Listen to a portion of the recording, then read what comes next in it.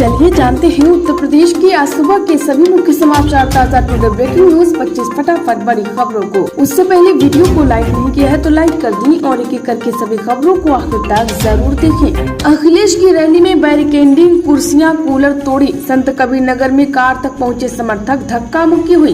Police ने घेरा बनाकर मंच तक पहुँचाया। जी हाँ, संत कबीर नगर में सपा प्रमुख अखिलेश यादव की जनसभा में समर्थकों ने बैरिकेडिंग, कुर्सियां और कूलर तोड़ दिए। बड़ी संख्या में कार्यकर्ता अखिलेश की तरफ बढ़ गए, सुरक्षा घेरा तोड़ा और उनकी कार तक पहुंचे। इस बीच कार्यकर्ता अखिलेश के साथ फोटो भी लेते रहे। धक्के खाते कार्यकर्ताओं से हाथ मिलाते अखिलेश को पुलिस वालों ने घेरा बनाकर किसी तरह मंच पर चढ़ाया। इन सब के बीच एक सुरक्षा कर्मी ने एक दो युवकों को थप्पड़ भी मारी। अखिलेश इंडी गठबंधन के प्रत्याशी पप्पू निषाद के लिए प्रचार करने यहाँ पहुँचे थे। केशव प्रसाद मौर्य का ऐलान, तीसरी बार बनेंगे पीएम मोदी तो 3 करोड़ लोगों को मिलेगा। दरअसल उत्तर प्रदेश के उप मुख्यमंत्री केशव प्रसाद मौर्य ने कहा है कि नरेंद्र मोदी के प्रधानमंत्री के तौर पर तीसरे कार्यकाल में 3 करोड़ गरीबों को आवास की सुविधा मुहैया कराई जाएगी। एनडीए उम्मीदवार रिंकी कौल के समर्थन में एक चुनावी जनसभा में उन्होंने कहा कि मौजूदा चुनाव में समाजवादी पार्टी और कांग्रेस का सफाया होगा। भाजपा कन्नौज और रायबरेली में भी जीत हासिल करने जा रही है। अब की बार 400 से पार एनडीए को सीट मिल रही है। प्रधानमंत्री नरेंद्र मोदी के कार्यों से विपक्षी पार्टियां घबरा गई हैं।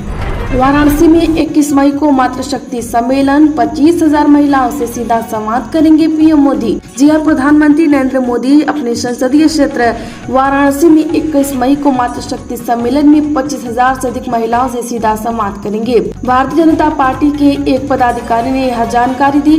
भाजपा के जिला मीडिया प्रभारी अरविंद मिश्रा ने जानकारी दी कि प्रधानमंत्री नरेंद्र मोदी मंगलवार शाम को संपूर्णानंद संस्कृत विश्वविद्यालय में 25,000 से अधिक मात्र शक्तियों से सीधा संवाद करेंगे। मोदी वाराणसी संसदीय सीट से तीसरी बार भाजपा के उम्मीदवार हैं, जिनके मुकाबले विपक्षी इंडिया गठबंधन ने कांग्रेस की उत्तर प्रदेश इकाई के अध्यक्ष अजय राय को चुनाव मैदान में उतारा है। मोदी 2014 और 2019 के लोकसभा चुनाव में वाराणसी से लगातार निर्वाचित हुए हैं और तीसरी बार चुनावी मैदान में है। कोवैक्सीन पर शोध करने वाले बीएचयू के वैज्ञानिक बैकफुट पर आए, आखिर कहां हो गई गलती।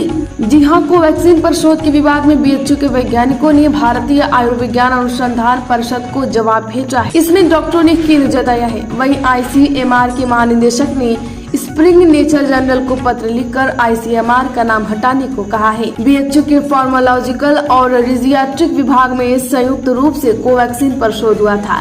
इसमें 30% से ज्यादा किशोरों और वयस्कों पर दुष्प्रभाव का दावा किया गया था। इस रिपोर्ट में आईसीएमआर के प्रति आभार भी जताया गया।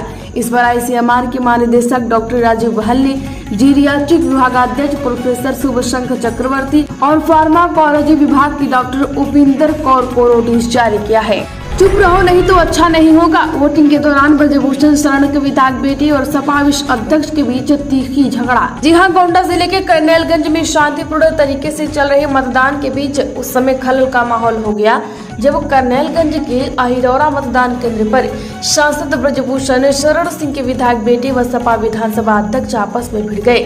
सूचना के बाद पहुंचे पुलिस प्रशासन ने दोनों पक्षों को वहां से हटाकर मामला शांत कराया। हालांकि पुलिस के पहुंचने के बाद चुनाव प्रक्रिया आगे बढ़ सकी। घटना करनेलगंज के प्राथमिक विद्यालय अहिरौरा मतदान केंद्र की है। बताया जा रहा है कि भाजपा प्रत्याशी करण भूषण सिंह के भाई भाजपा सदर विधायक प्रदीप भूषण सिंह दोपहर बाद बूथ पर पहुंचे, जहां समाजवादी पार्टी के करनेलगंज विधानसभा अध्यक्ष राजकुमार सिंह पहले से ही मौजूद थे। बूथ से बाहर निकलते समय किसी बात को लेकर दोनों पक्षों में झगड़ा हो गया। उत्तर प्रदेश में 5 करोड़ का फर्जी चेक पास करने बैंक पहुंची जालसाज, ऐसे हुआ मामले का खुलासा। जगह उत्तर प्रदेश के मुजफ्फरनगर से एक हैरान कर देने वाला मामला सामने आया है। यहाँ 2 युवकों ने फर्जी चेक के जरिए 5 करोड़ रुपए अन्य खाते में ट्रांसफर कराने की कोशिश की। जानकारी मिलने पर पुलिस ने दोनों को बैंक से गिरफ्तार कर लिया। साथ ही गैंग के मुखिया की तलाश की जा रही है। वहीं पुलिस ने पकड़े गए दोनों आरोपियों का चालान कर दिया।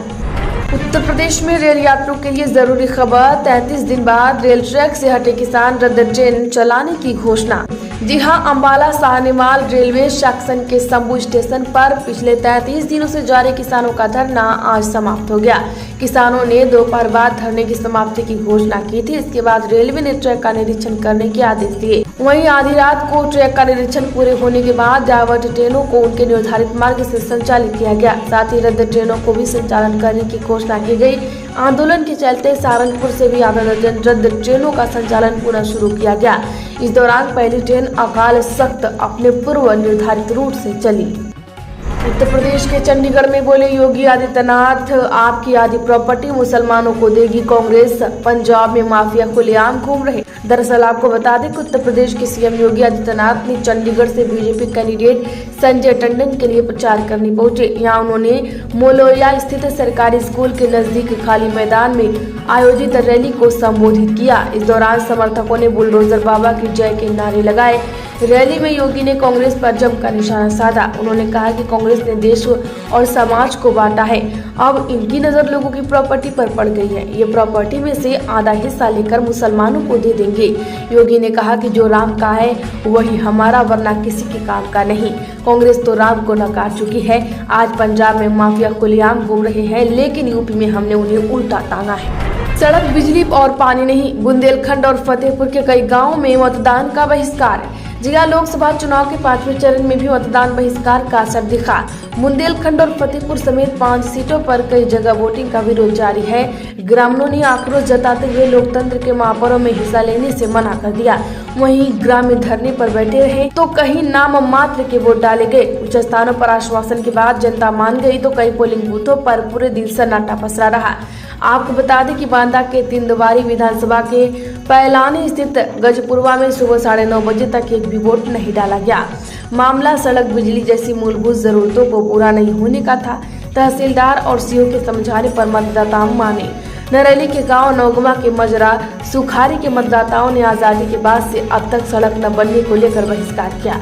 तहसीलदार के लिखित आश्वासन देने पर दोपहर 12 बजे के बाद वोटिंग जारी हुई। बनी रहेगी सम्मिलित विद्यालयों की व्यवस्था। छात्रों के हित में हाईकोर्ट का महत्वपूर्ण आदेश। जिला उत्तर प्रदेश के इलाहाबाद हाईकोर्ट ने एक ही परिसर में चल रहे प्राथमिक और उच्च प्राथमिक परिषदीय विद्यालयों का सम्मिलन करने की प्रदेश सरकार की नीति को सही ठहराया है। कोर्ट ने सम्मिलन करने के लिए जारी शासनादेश को चुनौती देने वाली दर्जनों याचिकाएं खारिज कर दी। अदालत ने कहा कि यह सरकार का नीतिगत निर्णय है और ऐसा कोई तथ्य प्रस्तुत नहीं किया जा सका कि यह योजना किसी प्रकार से छात्रों के लिए नुकसानदेह साबित हो। योजना पिछले 5 वर्षों से चल रही है। हालांकि कोर्ट ने राज्य की योगी आदित्यनाथ सरकार को यह भी निर्देश दिया है कि वह एक कमेटी गठित कर अध्यापकों की समस्याओं का निस्तारण करे, ताकि प्रधानाध्यापक पद पर प्रोन्नति पाने के लिए किसी के वैधानिक अधिकार पर हनन न हो। उत्तर प्रदेश में फर्जी वोटिंग, कई और खुलासों से मची खलबली। 25 मई को होगा दोबारा मतदान। जिला उत्तर प्रदेश के फर्रुखाबाद लोकसभा सीट पर एटा के अलीगंज विधानसभा क्षेत्र में फर्जी वोटिंग का वीडियो वायरल हो रहा है, जिसके बाद खलबली मची हुई है। चुनाव आयोग की सख्ती पर पूरी पोलिंग पार्टी सस्पेंड करने के साथ केस भी दर्ज किया गया। वायरल वीडियो में दिख रहे किशोर को गिरफ्तार भी किया जा चुका है। इस बीच जांच में कई खुलासे हो रहे हैं। जांच से पता चला है कि इस बूथ पर 69.22% मतदान हुआ। इसमें सिर्फ 10 लोगों ने ही वोटर पहचान पत्र का इस्तेमाल किया है। ऐसे में कई तरह की आशंकाएं जताई जा रही हैं। चर्चा इस बात की भी हो रही है कि अगर किशोर ने वीडियो खुद बनाकर नहीं डाला तो इतने बड़े फर्जीवाड़े का पता कैसे चलता। विपक्षी पार्टियां भाजपा के साथ भी प्रशासन को कटघरे में खड़ा कर रहा है। फिलहाल आयोग ने यहां पर फिर से मतदान की तारीख का भी ऐलान कर दिया। यहां 25 मई को दोबारा वोटिंग होगी। सपा विधायक मामले में 9वीं बार टला फैसला। कोर्ट ने 27 को इरफान सोलंकी सहित सभी 5 आरोपियों को तलब किया। जी हां, सपा विधायक इरफान सोलंकी मामले में 9वीं बार फैसला टल गया। जनपुर आगजनी मामले में एमपी एमएलए सेशन कोर्ट का फैसला सुनाया जाना था। कोर्ट ने अब तक लिए फैसले में 27 मई की तारीख दी है। इरफान को भी जेल से तलब किया गया है। उत्तर प्रदेश में भाजपा प्रत्याशी के खिलाफ भारी नाराजगी। कुंडा में वोट देने के बाद खुलकर बोले राजा भैया। जी हां, उत्तर प्रदेश लोकसभा चुनाव के 5वें चरण की वोटिंग के बीच कुंडा से विधायक और जनसत्ता पार्टी के अध्यक्ष रघुराज प्रताप सिंह उर्फ राजा भैया ने ऐसी बातें बोल दी जिससे भाजपा की मुश्किलें बढ़ सकती है। किसी दल को समर्थन नहीं देने का ऐलान करने वाले राजा भैया ने वोट देने के बाद कहा कि भाजपा प्रत्याशी के खिलाफ भारी नाराजगी है। उन्होंने अपने पुराने स्टैंड पर कहा कि इसमें कोई भ्रम नहीं। हमने अपने समर्थकों को अपने विवेक से किसी को भी वोट देने की बात कही है। भाजपा प्रत्याशी के लिए राजा भैया का खुलकर विरोध सामने आना ऐसे समय पर जबनपुरिया पटेल ने इशारों में उन पर निशाना साधा है। हालांकि राजा भैया ने भी अनुप्रिया पर पलटवार किया है। उत्तर प्रदेश में 1.5 करोड़ का सोना लेकर फुर्र हो गया सराफा कारोबारी। आपको बता दें कि उत्तर प्रदेश के कानपुर के नयागंज सराफा बाजार के 3 सराफा कारोबारियों का करीब 1.5 करोड़ रुपए का सोना लेकर पत्नी के साथ फरार शराफ हरिओम गुप्ता को पुलिस ने गिरफ्तार कर लिया है। वह पत्नी के साथ गुरुग्राम में छिपा हुआ था। पुलिस दोनों को पकड़कर शहर ले आई है। बता दें कि थाना कलेक्टरगंज में उसे रखा गया है और पीड़ित व्यापारी के साथ उसके समझौते की बातचीत चल रही है। जो राम को लाए हैं हम उनको लाएंगे, फैजाबाद में वोट डालकर बोले राम मंदिर के पुजारी सत्येंद्र दास बोले। जी हां, लोकसभा चुनाव के 5वें चरण में आज फैजाबाद क्षेत्र में मतदान हो रहा है। इस दौरान श्री राम जन्मभूमि मंदिर में मुख्य पुजारी आचार्य सत्येंद्र दास ने भी फैजाबाद में वोट डाला। आचार्य सत्येंद्र दास ने कहा है कि मैं चाहता हूं कि देश के प्रधानमंत्री नरेंद्र मोदी एक बार फिर बने। जो राम को लाए हैं हम उनको लाएंगे। उन्होंने कहा कि 500 वर्ष की मेहनत है और देश का विकास होगा। उन्होंने लोगों से भी वोट देने की अपील की। पूजा स्थल अधिनियम वही लागू जहां कोई विवाद नहीं, श्री कृष्ण जन्मभूमि पर हिंदू पक्ष की हाईकोर्ट में दलील। यह मथुरा में कृष्ण जन्मभूमि और शाही ईदगाह विवाद के मामले में इलाहाबाद हाईकोर्ट में चल रही सुनवाई के दौरान हिंदू पक्ष की ओर से कहा गया कि पूजा स्थल अधिनियम 1991 केवल वही लागू होगा जहां कोई विवाद नहीं है। विवादित स्थल के मामले का यह कानून नहीं होगा। श्री कृष्ण जन्मभूमि के मामले में संरचना का चरित्र अभी तय किया जाना बाकी है और यह केवल साक्ष्य द्वारा तय किया जाना है। उत्तर प्रदेश के संगम नगरी में पीएम मोदी की रैली। आज हर विधानसभा से 200 बसें, ऑटो, ई रिक्शा में आएंगे समर्थक। जगह संगम नगरी में चुनावी सभा को संबोधित करने के लिए आज आ रहे प्रधानमंत्री नरेंद्र मोदी की अगवानी मुख्यमंत्री योगी आदित्यनाथ और उप मुख्यमंत्री केशव प्रसाद मौर्य करेंगे। दोपहर बाद बमरौली एयरपोर्ट पर पहुंचने के बाद प्रधानमंत्री का स्वागत मुख्यमंत्री और उप मुख्यमंत्री करेंगे। उसके बाद तीनों नेता परेड मैदान में आयोजित जनसभा को संबोधित करने पहुंचेंगे।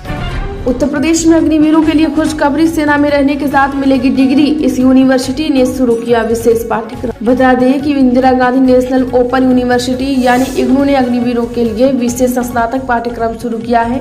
यह पाठ्यक्रम इसी वर्ष जुलाई सत्र से शुरू हो रहे हैं। 4 वर्ष का सैन्य कौशल लेकर निकले वाले युवा अग्निवीरों का करियर कौशल विकसित करने के उद्देश्य से तैयार किए गए हैं। इन पाठ्यक्रमों में BA, BCom और BSc तीनों के